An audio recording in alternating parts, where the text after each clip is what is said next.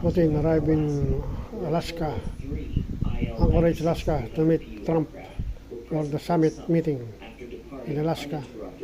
Trump arrived with the airplane, Air Force One.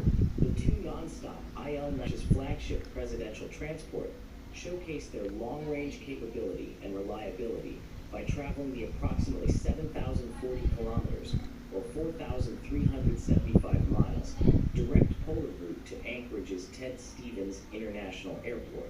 His third plane, originating from Magadan, demonstrated its operational flexibility.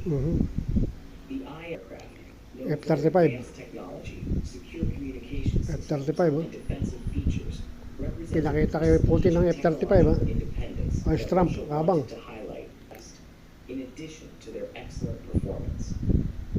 Although the IL-9 conducting non-stop flights Putin, between kamay. Moscow and major United Meeting, States cities, historic such as meeting Washington, sa Alaska, D.C., USA. its capacity to use Putin both and direct Trump and regular for airspace routes peace talk over Europe meeting is significantly to limited end war by current with diplomatic Ukraine, tensions and airspace restrictions August 15, imposed on Russia. 2025.